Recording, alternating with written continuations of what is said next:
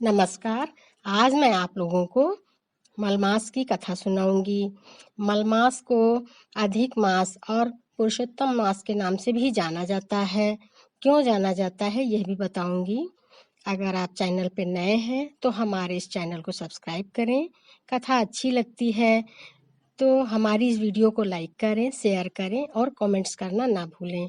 प्राचीन काल में हिरण्यकश्यप नाम का एक बड़ा ही दुष्ट राजा हुआ करता था।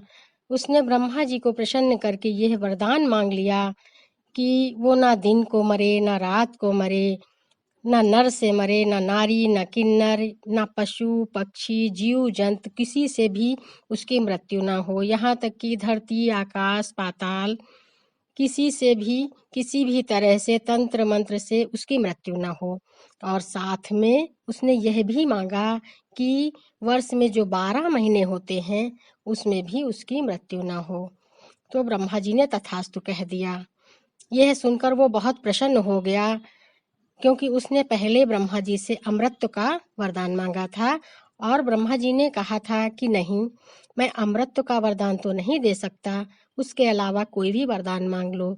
तो उसने इस तरह का यह वरदान मांगा।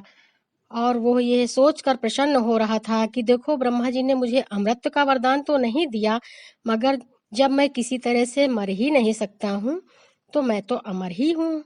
और उसने अपने राज्य में ये घोषणा करवा दी कि आज के बाद कोई भी देवी देवताओं का पूजन नहीं करेगा, श्री हरि विष्णु का पूजन नहीं करेगा, और सब लोग मुझे भगवान माने, क्योंकि मैं भी अमर हूँ, मेरी भी किसी तरह से मृत्यु नहीं हो सकती।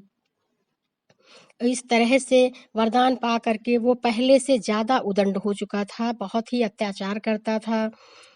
और सबसे ज्यादा अत्याचार उसने देवताओं पर शुरू कर दिया, जिससे परेशान हो करके सब श्री हरि विष्णु जी के पास गए। और विष्णु भगवान ने उन सबको उस अत्याचारी से छुटकारा दिलाने के लिए एक नए मास का विस्तारण किया, जिसे अधिक मास कहा जाता है।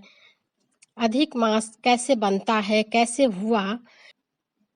सूर्य का एक वर्ष 365 दिन 6 घंटे में पूरा होता है, और चंद्रमा का एक वर्ष 354 दिन में पूरा होता है। इस तरह से 11 दिन का जो अंतर होता है वो हर साल होता है। और तीसरे साल यही अंतर जब 30 दिन का हो जाता है तो एक मास बन जाता है, एक नया महीना बन जाता है। उसी महीने में हिरण्यकश्यप का वध हुआ था। भगवान विष्णु ने उनका वध किया था, तो इसलिए इसे अधिक मास कहा गया, मल मास भी कहा गया। और अब जब ये मास दूसरी साल आया, दूसरी बार आया, तो सभी लोग डरने लगे, कहने लगे ये मास तो अच्छा नहीं है भाई, ये तो एक अत्याचारी को मारने के लिए बनाया गया था, इसलिए इस महीने में तो कोई पूजा पाठ, कोई शुभ कार्य नहीं हो सकता है, क्योंकि ये तो शुभ काम के लिए बनाया ही नहीं गया था। इस तरह की विचारधाराएं फैलने लगीं, और इसमें कोई भी शुभ कार्य नहीं होगा, कोई भी शुभ कार्य नहीं किया जाता था। तो जब भी ये 3 साल में आता था महीना, तो सभी लोग बहुत दुखी हो जाते थे।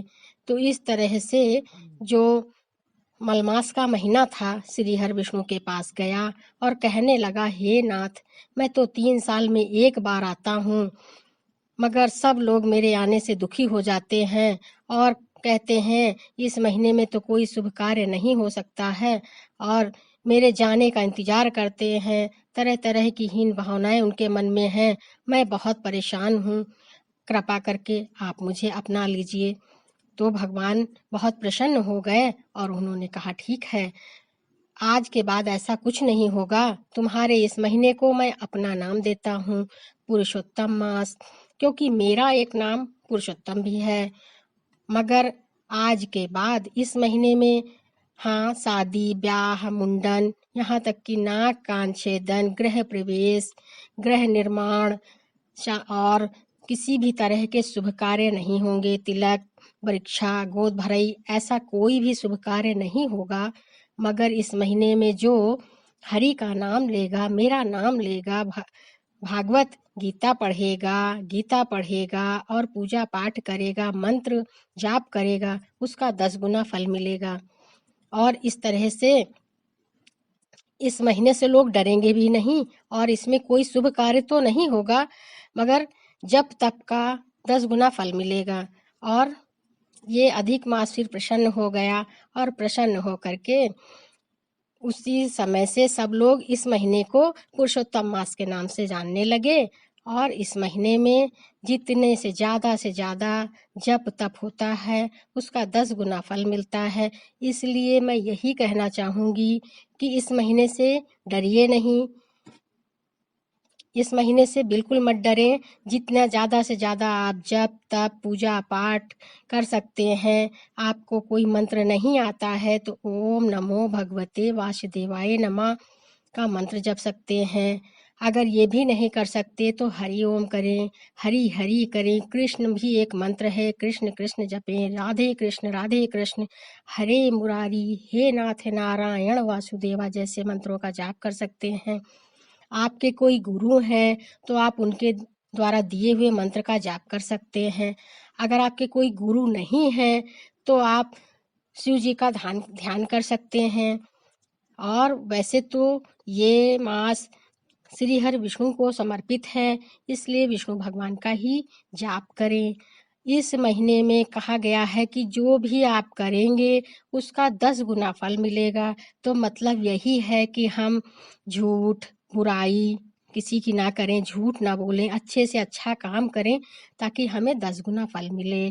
तो बोलो पुरुषोत्तम मास की जय, अधिक मास की जय, विष्णु भगवान की जय। जय श्री कृष्णा। राधे राधे।